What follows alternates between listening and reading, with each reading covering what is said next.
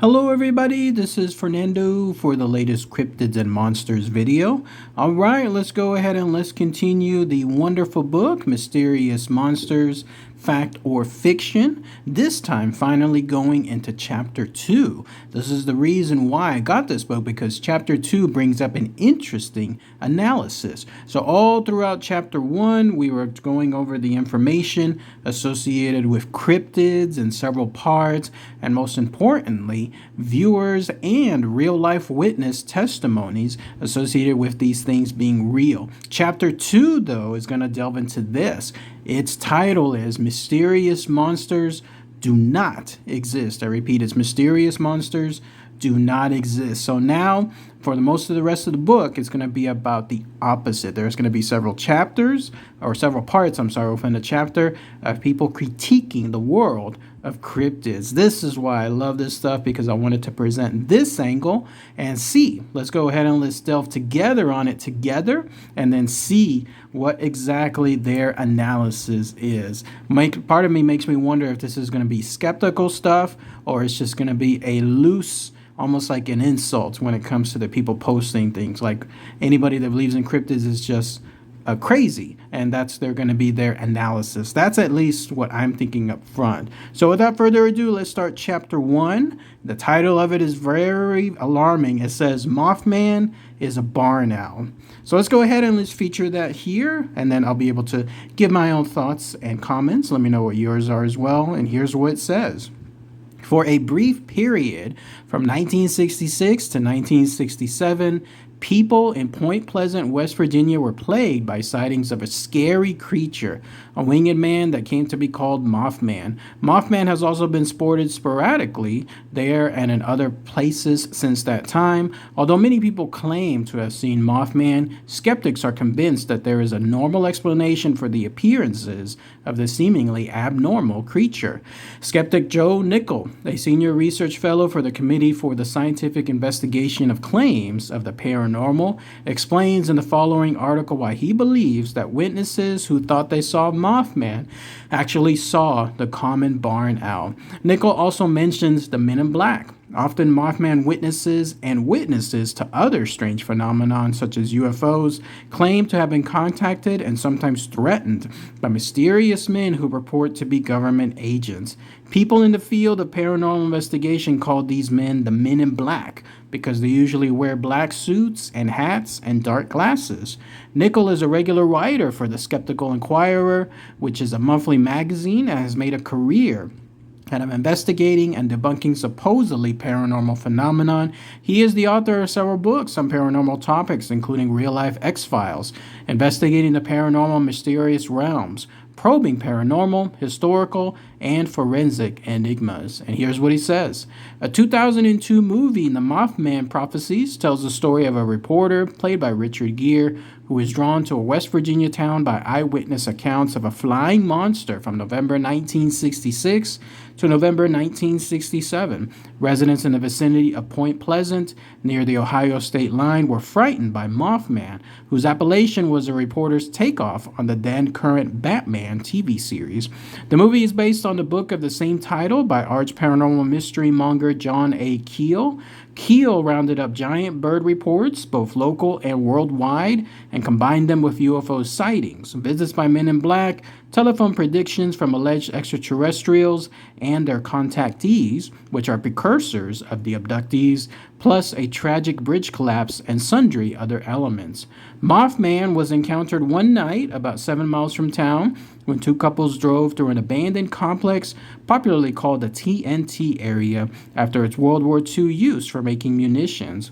About 11:30 p.m., they saw the glowing red eyes of a creature shaped like a man but bigger, one witness would say, and it had big wings folded against its back. It was further described as grayish and walking on sturdy legs with a shuffling gait. As it took flight and seemed to follow them, it wasn't even flapping its wings, but squealed like a big mouse. Soon others were seeing the winged enigma, including 2 Point Pleasant firemen who visited the TNT area just 3 nights after the couple's sightings. They too saw the red eyes and described the creature as huge, but were emphatic. It was definitely a bird. Most reports described it as a headless, yet with large, shining red eyes that were set near the top of its body. Not all accounts agreed, however. One woman stated that what she saw had a funny little face, although she didn't see any beak, just those big red poppy eyes. Keel also describes some gigantic birds about 70 miles to the north in Ohio that had a 10-foot wingspan and heads with a reddish cast, yet lacking the famous glowing red eyes, allowing for exaggeration of size, perhaps caused by an overestimate of the intervening distance. The Ohio birds seem to fit the appearance of the common turkey vulture, which can have a 6-foot wingspan and an unfeathered red head. And then the next segment is called What About the Red Eyes? But what about the red-eyed Mothman sightings? The creature at the old munitions area had two big eyes like automobile reflectors, and others echoed that description, including one man who, alerted by his dog in the direction of his hay barn, spotted it with a flashlight. Revealingly, according to Frank B. Sills' Ornithology, at night some birds' eyes shine bright red in the beam of a flashlight or automobile headlights. This eye shine is not the iris color, but that of the vascular membrane, the tapetum, showing through the translucent pigment layer on the surface of the retina. At this point, it seems relevant to consider a real West Virginia winged creature, one that has nocturnal habits and large staring eyes of the type that yield crimson eye shine, plus facial discs that can make the eyes appear even larger. It has a large head and unbird-like, is monkey-faced, but looks quite neckless. Its very short neck sloping onto its body so it would seem headless in silhouette. It has oversized wings and long legs, the latter being powerful, and unlike the spiny legs of many birds, covered with feathers, making them look relatively thick. Its flight is noiseless and indeed moth-like, although during flight it may vocalize a loud, trailing cree. Its broad range includes West Virginia, and it is a widespread nester in human habitations. In fact, it hides in old buildings like those in the TNT complex, as well as barns, etc. Because it is active only at night, it is seldom disturbed or ever seen by humans, so when it is encountered, it has an unfamiliar as well as sinister appearance.